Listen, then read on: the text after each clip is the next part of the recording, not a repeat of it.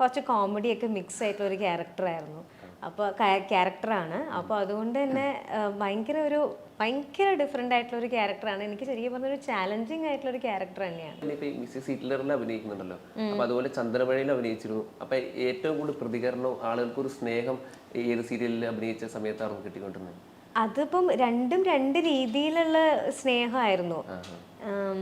അതിപ്പോൾ അമൃതയാണെങ്കിലും ജ്യോതിയാണെങ്കിലും എല്ലാവരുടെയും മനസ്സിൽ പറഞ്ഞു കഴിഞ്ഞാൽ ഇപ്പോൾ എവിടെ ചെന്നാലും ആ ഒരു സ്നേഹം എന്ന് പറഞ്ഞു കഴിഞ്ഞാൽ അവരുടെ വീട്ടിലെ സ്വന്തം കുട്ടീനെ പോലെ തന്നെയാണ് നമ്മളെ സ്വീകരിക്കുക.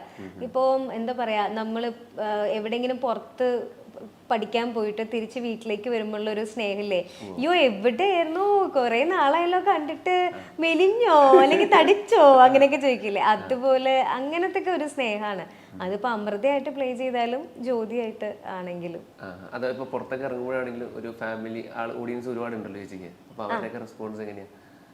അതന്നെ ഞാൻ പറഞ്ഞത്, അവരുടെ സ്വന്തം കുട്ടീനെ പോലെ, അവരുടെ വീട്ടിലെ കുട്ടീനെ പോലെ തന്നെയാ നോക്കുക.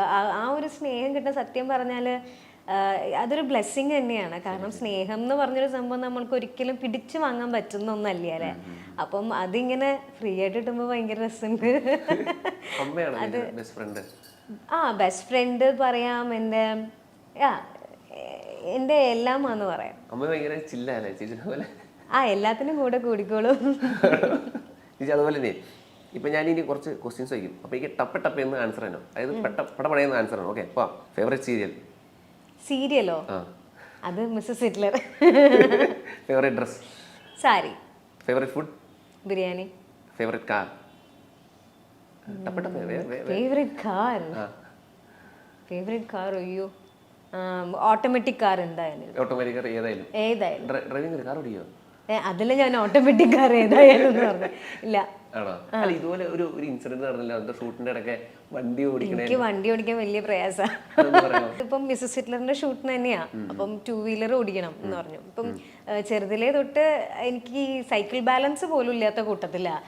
സൈക്കിള് വീട്ടിൽ വാങ്ങിച്ചു തന്നിട്ടുണ്ടായിരുന്നെങ്കിലും ഈ സൈഡില് ബാക്കിൽ 2 വീലുള്ള സംഭവം ഇല്ലേ, ഈ ഒരു ബാലൻസിന് വേണ്ടിട്ട് വെക്കില്ലേ, അങ്ങനെയാണ് ഓടിച്ച് പരിചയമുള്ളത്. അപ്പൊ ഞാൻ വിളിച്ചപ്പോൾ ഞാൻ പറഞ്ഞു എനിക്ക് വണ്ടി ഓടിക്കാൻ ഇച്ചിരി പ്രയാസമാണ്, സാരില്ല മേഘന നമുക്ക് പഠിക്കാം എന്നൊക്കെ പറഞ്ഞിട്ട് കുറച്ച് പഠിച്ച് വന്നാൽ തന്നെ പഠിച്ചിട്ടൊക്കെയാ ചെന്നത്. ചെന്ന് കഴിഞ്ഞപ്പോഴത്തേനും ഇങ്ങനെ ഒരു കയറ്റത്തിലേക്കായിരുന്നു വണ്ടി കയറേണ്ടത്, ഒരു കയറ്റ. അപ്പം ഇച്ചിരി കയറാൻ പ്രയാസം ഉണ്ടായിരുന്നപ്പോഴത്തേനും ചേട്ടൻ നമ്മുടെ അസോസിയേറ്റ് വന്നിട്ട് പറഞ്ഞു, മേഘ്ന അതൊന്ന് ആക്സിലേറ്റർ കൂട്ടി കൊടുത്താൽ മതി, അതങ്ങ് കയറിക്കോളൂ എന്ന് പറഞ്ഞു. ഈ കൂട്ടി കൊടുക്കണമെന്ന് പറഞ്ഞ ആളെ ഇറക്കണം എന്ന് കയറി കഴിഞ്ഞതിന് ശേഷം ഇറക്കണം എന്ന് പറഞ്ഞു തന്നില്ല. ഞാനും അതങ്ങ് വിട്ടുപോയി. അങ്ങ് വെച്ചു കൊടുത്തു സംഭവം, അങ്ങ് പറഞ്ഞ സൈഡിൽ കൂടെ ഒക്കെ ആൾക്കാർ പോവല്ലേ. എന്റെ മനസ്സെന്താ വെച്ചാൽ നമ്മുടെ മിസ്റ്റേക്ക് കൊണ്ട് മറ്റുള്ളവർക്കും ഒന്നും സംഭവിക്കരുത് എന്നുള്ളൊരു ആ ഒരു ഇത് മാത്രമേ ഉണ്ടായിരുന്നുള്ളൂ. അങ്ങ് നേരെ പോയിട്ട് സൈഡിലേക്കൊന്നും മാറ്റിയില്ല, ഞാൻ നേരെ അങ്ങ് പിടിച്ച്. കാരണം സൈഡിൽ പോയിട്ട് ആർക്കെങ്കിലും ഒന്നും പറ്റണ്ടല്ലോ, സൈഡിൽ കൂടെ ഒക്കെ പാസിങ്ങിന് കുറേ പേര് പൊക്കോണ്ടിരിക്കണ്ടായിരുന്നു. ഫസ്റ്റത്തെ ആ ഒരു കുറച്ച് എപ്പിസോഡിന്റെ അകത്തായിരുന്നു, ആ ഒരു 4 എപ്പിസോഡിന്റെ അകത്തുള്ള ഷൂട്ടായിരുന്നു. അല്ലല്ല, ഒരു വീടിലായിരുന്നു. ആ വീട്ടിലിങ്ങനെ കേറ്റവാ. അപ്പം അന്ന് ഷൂട്ട് മാത്രം എനിക്ക് 10-50 പേരെങ്കിലും മിനിമം ഉണ്ടാവും. അപ്പൊ അത്രയും പേരിങ്ങനെ നടക്കുവാ സൈഡിൽ കൂടെ പാസിങ് ആയിട്ട്. അപ്പം ഞാൻ നേരെ ജിബായിരുന്നു, ജിബിലേക്ക് അങ്ങ് വെച്ച് കയറ്റി കൊടുത്തു. ഭാഗ്യത്തിന് ആ ചേട്ടൻ ജിബ് പൊക്കി, ക്യാമറയും ജിബും കൂടെ പൊക്കിയപ്പോഴത്തേനും കമ്പിയിൽ ഇടിച്ചിട്ട് തെറിച്ചിങ്ങനെ ഒറ്റ വെച്ച്. ഇല്ല, ഭാഗ്യത്തിന് വീണത് പുല്ലില്ല.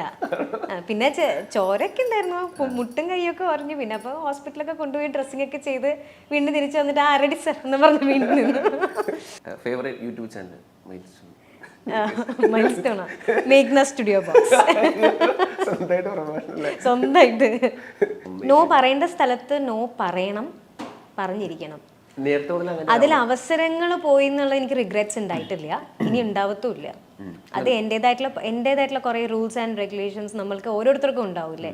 നമ്മൾക്ക് കുറച്ച് കാര്യങ്ങൾ നമ്മളുടേതായിട്ടുള്ള പോളിസീസ് ഉണ്ടാവും. അത് താണ്ടി ഒരു കോഡ് പോകുമ്പോഴത്തേനും ഞാൻ നോ പറയും. നേരത്തെ മുതൽ അങ്ങനെയാണ് നോ പറയാൻ പഠിച്ചിരുന്നോ അതോ ഇപ്പോഴാണോ? ഇല്ല, നേരത്തെ നോ പറയാൻ വലിയ ബുദ്ധിമുട്ടായിരുന്നു എനിക്ക്. കാരണം എനിക്ക് എന്താണെന്നറിയോ, ഞാൻ എന്തൊരു പൊട്ടിയാന്ന് ആലോചിക്കണേ, എനിക്ക് അവർക്ക് വിഷമാവുമെന്ന് തോന്നും. അയ്യോ അവരെങ്ങനെ ചോദിച്ചിട്ട് നമ്മൾ നോ പറഞ്ഞു കഴിഞ്ഞാൽ അവർക്ക് വിഷമാവില്ലേ എന്ന് ഫീൽ ചെയ്യും. പക്ഷെ അങ്ങനെ പറയുന്നത് കൊണ്ട് നോ പറയാത്തത് കൊണ്ട് കുറെ പ്രശ്നങ്ങൾ വന്നിട്ടുണ്ട്. ഓക്കെ, നമ്മൾ അത് വിചാരിച്ചിട്ടാണ് ഓക്കെ കുഴപ്പമില്ല അങ്ങനെ ഇങ്ങനെ വിചാരിക്കും. പക്ഷെ അത് പ്രശ്നങ്ങൾ വരത്തേ ഉള്ളൂ. ബെറ്റർ നോ പറയാം. അതിപ്പോ ഓപ്പോസിറ്റ് ആൾക്ക് വിഷമാവണേ നമ്മൾക്ക് തന്നെ അത് ബുദ്ധിമുട്ടാവും പിന്നീട്. ഓപ്പോസിറ്റ് ആൾ എന്ത് വിചാരിക്കണമെന്നും ചിന്തിക്കേണ്ട ആവശ്യം. എന്ത് വിചാരിക്കുന്നു, ഞാൻ എന്ത് വിചാരിക്കുന്നു എന്നല്ല ചിന്തിക്കുക, അവർക്ക് വിഷമായാലോ എന്ന് ചിന്തിച്ചിട്ടാണ് ഞാൻ നോ പറയാൻ മടിച്ചിട്ടുള്ളത്. പക്ഷെ ഇപ്പൊ അങ്ങനെയില്ല. ഇപ്പൊ നോ പറയാൻ ഡബിൾ ഇല്ല, ഞാൻ 10 വട്ടം നോ പറയും. അടുത്ത്, ഞാൻ വേറെ ലെവലാണെന്ന് സ്വയം തോന്നിയ നിമിഷങ്ങൾ ലൈഫിൽ ഉണ്ടായിട്ടുണ്ട്? ഒരിക്കലും തോന്നിയിട്ടില്ല. ഇത്രയും സീരിയലൊക്കെ അഭിനയിച്ചല്ലേ? വേറെ ലെവലോ? ഒരു പ്രൗഡ് മൊമെന്റ്. അയ്യോ, ഞാനൊരു സാധാരണ ഒരു പെൺകുട്ടിയാ. വീട്ടില് നിങ്ങളുടെ അടുത്ത വീട്ടിലൊക്കെ കാണുന്ന ഒരു സാധാരണ, വേറെ ലെവലാണെന്നൊന്നും എനിക്ക് ഇതുവരെ തോന്നിയിട്ടില്ല. അങ്ങനെ തോന്നാനായിട്ട് ഇപ്പൊ എന്താ ഉള്ളത്? ഇല്ലില്ല, വേറെ ലെവലൊന്നും, സാധാരണ ഒരു പെൺകുട്ടിയാണ്. ഒരു പെൺകുട്ടിയുടെ എല്ലാ ആഗ്രഹങ്ങളും എല്ലാ സന്തോഷങ്ങളും എല്ലാ ഫീലിങ്സും അടങ്ങുന്ന ഒരു പെൺകുട്ടി, അത്രേ ഉള്ളൂ. കൂടെ ഉള്ളവർ ഓരോ അയ്യോ ഞാൻ കാണിച്ചില്ല. കൂടെ ഉള്ളവർ ഓരോ മുട കാണിച്ചതിന്റെ പേരിൽ അനാവശ്യ കുഴപ്പത്തിൽ ചെന്ന് ചാടിയിട്ടുണ്ട്. എന്ത്? കൂടെ ഉള്ളവരെ ഓരോ മുട കാണിച്ചതിന്റെ പേരിൽ അനാവശ്യ കുഴപ്പങ്ങളിൽ ചെന്ന് ചാടിയിട്ടുണ്ടോ? ഇല്ലേ? ഇല്ല. ആരെങ്കിലും കാരണം? ഇല്ല ഇല്ല ഇല്ല. അടുത്ത്, ഞാനല്ലെങ്കിൽ ആരുടെ അമ്മ കൂടെ ഉണ്ടാവാറുണ്ട്. വേറെ അമ്മ പ്രത്യേകിച്ച് കുഴപ്പങ്ങളൊന്നും ഉണ്ടായിട്ടില്ല. അമ്മേനെയാണോ ഉദ്ദേശിച്ചത്? അമ്മ അങ്ങനെ കുഴപ്പക്കാരിയൊന്നുമല്ല. ഇപ്പോഴും അമ്മ ഇവിടെ അമ്മ അങ്ങനെ കുഴപ്പക്കാരിയൊന്നുമല്ല. അമ്മ കാരണം പ്രശ്നങ്ങളൊന്നും ഉണ്ടായിട്ടില്ല. ചില കണക്കുകൾ വീട്ടാനുള്ളതാണെന്ന് കരുതി മനസ്സിൽ ഇപ്പോഴും അതൊക്കെ സൂക്ഷിച്ചു വെച്ചിട്ടുണ്ട്. ഇല്ലേ? അതുമില്ലേ? കണക്ക് വീട്ടുന്നാണ് പണി ഇവിടെ. എന്തൊരു പണി തോന്നില്ലേ? ഞാനങ്ങനെ പ്രതികാരം വീട്ടുക അങ്ങനെയൊന്നുമില്ല. ഇല്ല. ഐ ഓൾവേസ് ബിലീവ് ഇൻ കർമ്മ. കർമ്മ എന്നുള്ളൊരു സംഭവം ഉണ്ട്. നമുക്കത് എന്താ പറയാ, അങ്ങനെ പ്രതികാരം വീട്ടുക, നമുക്ക് നമ്മളുടെ സന്തോഷത്തിന്റെ പുറകെ പോവുക, അത്രേ ഉള്ളൂ. അല്ലാതെ അവർ പോയിട്ട് പ്രതികാരം വീട്ടണം. എനിക്ക് ഒരാളെ ഇഷ്ടമല്ലെങ്കിൽ ലൈക്ക് ഞാൻ മാക്സിമം അവോയ്ഡ് ചെയ്യും, അത്രേ ഉള്ളൂ.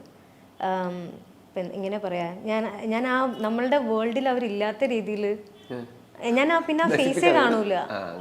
ഇല്ല, ഞാൻ എൻ്റെതായിട്ടുള്ള സന്തോഷത്തിൽ അല്ലെങ്കിൽ എനിക്ക് നമ്മൾക്ക് ഒരുപാട് കാര്യങ്ങൾ ചെയ്യാനില്ലേ, ചുമ്മാ റിവെഞ്ചിന്റെ പുറകിലൊക്കെ പോയി കഴിഞ്ഞ് കഴിഞ്ഞാൽ. ബട്ട് കർമ്മ എന്ന് പറഞ്ഞൊരു സംഭവം ഉണ്ട്. നമ്മൾ എന്താണോ ചെയ്യുന്നത് തിരിച്ച് നമുക്ക് എപ്പോഴായാലും നമുക്ക് കിട്ടിയിരിക്കും. ഐ ഓൾവേസ് ബിലീവ് ഇൻ കർമ്മ. ഒരു സിനിമ കണ്ടിട്ട് ഞാൻ കൂടെ അതിലുണ്ടായിരുന്നെങ്കിൽ എന്ത് രസമായിരുന്നു എന്ന് ആശിച്ചിട്ടുണ്ട്? ഒരുപാട് വട്ടം. ഉണ്ടോ? ഏതൊക്കെയാ? 2 പടം പറ. എനിക്കിപ്പോ റീസെന്റ് ആയിട്ട് പറയാനാണെങ്കിൽ കൊറേ പടം തോന്നിയിട്ടുണ്ട്. ഇതിൽ ഒരു പടമായിട്ട് എനിക്ക് ഏതെങ്കിലും കാണും.